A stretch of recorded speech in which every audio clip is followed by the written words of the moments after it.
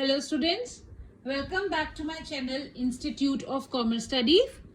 So students, in our last video we had done consumer rights, three consumer rights. We had done three consumer rights and today we are going to do the remaining three consumer rights.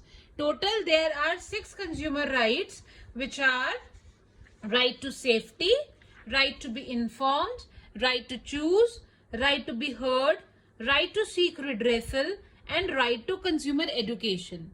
The first three rights, that is right to safety, right to be informed, and right to choose, that we have done in the part 1 video, the link of which I am providing in the description box.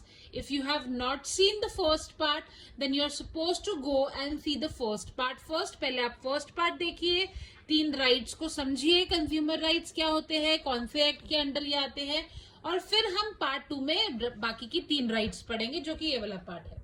तो मैंने आपको बताया था कि consumer protection act 1986 के under government ने consumer को कुछ राइट्स दिए हैं, जिसके 3 पार्ट हमने पढ़ लिए हैं. And today we are going to do the remaining 3 rights.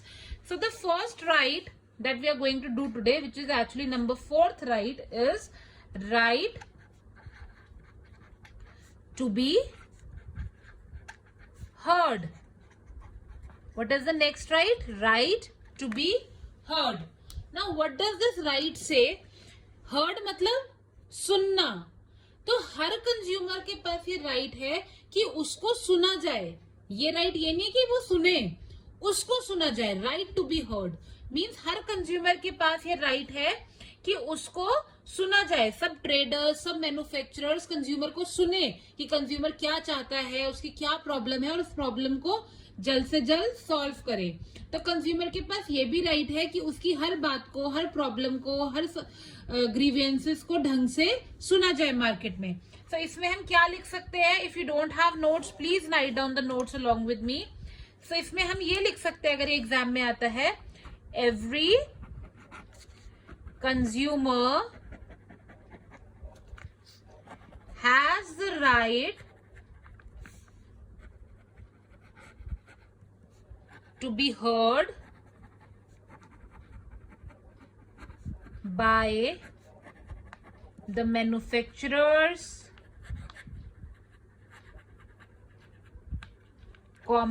brokers, distributors और traders. All right? So हर कंज्यूमर के पास ये राइट है कि उसकी बात हर कोई सुने, चाहे वो मैन्युफैक्चरर हो, ब्रोकर हो, डिस्ट्रीब्यूटर हो, या वो ट्रेडर हो. So this is the 4th right. Now let's come to another right, which is right to seek redressal. Now this is the most important right. Right to seek redressal. इसका मतलब क्या होता है, पहले मैं आपको ये बताती हूँ.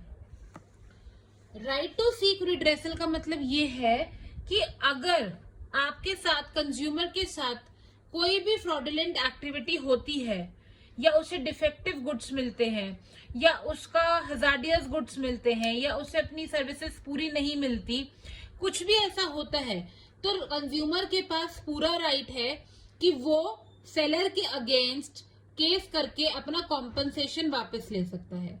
अब वो कॉम्पनसेशन कैसे वापस ले सकता है? या तो पैसे वापस लेके, या फिर नया प्रोडक्ट लेके, या फिर जो उसको नुकसान हुआ है वो पैसा लेके. इस तरह से या तो डिफेक्ट हटवा के, या डिफेक्ट या फिर नया प्रोडक्ट लेके उसकी जगह, या अपने पैसे वापस लेके वो रिड्रेसल यानी कि कॉम्पनसेशन वापस ले सकता है. तो ये सबसे बड़ा राइट है कंज्यूमर के पास कि अगर उसके साथ कोई भी फ्रॉडुलेंट एक्टिविटी होती है, then he has the right to get redressal. Redressal मतलब कॉम्पनसेशन. कैसे मिलेगा? थ्रू रिफंड, या तो पैसे वापस, या फिर रिप्लेसमेंट, नया प्रोडक्ट, या फिर रिमूवल ऑफ डिफेक्ट, जो भी उसके सामान में कमी है उस कमी को हटाया जाए. इन 3 तरीकों से उसको अपना रिड्रेसल वापस मिल सकता है. ऑलराइट. सो इसमें हम क्या लिख सकते हैं students? Please write down. Every consumer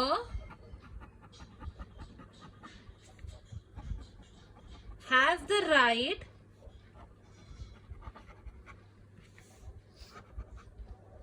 to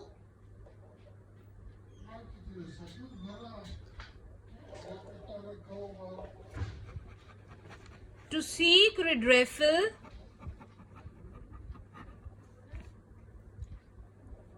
against restrictive.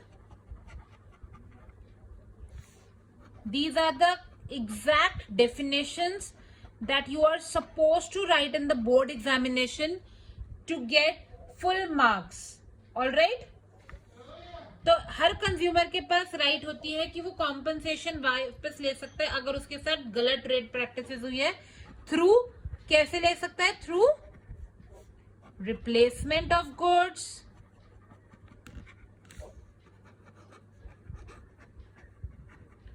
Refund और रिमूवल ऑफ डिफेक्ट। कस्टमर चाहे तो अपना सामान वापस करवा सकता है, अपने पैसे वापस ले सकता है या अपना डिफेक्ट रिमूव करवा सकता है। इन कुछ तरीकों से क्या कर सकता है? कस्टमर अपना कॉम्पनसेशन वापस ले सकता है। He can seek redressal. Alright, have you understood? Now let's come to the last right of the consumer, which is number 6, right to consumer education. Sixth right is right to consumer education. अब ये right क्या है? ये वही right है जो अभी आप लोग यूज कर रहे हो।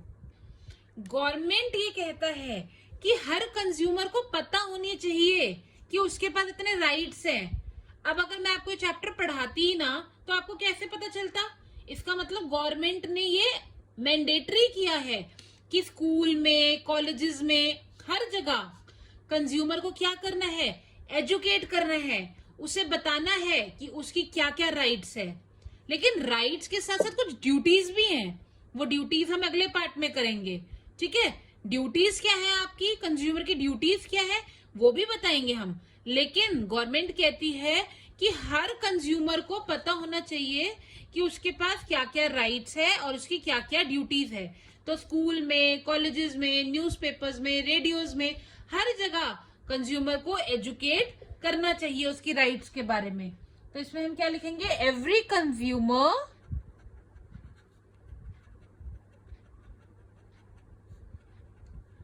has a right to acquire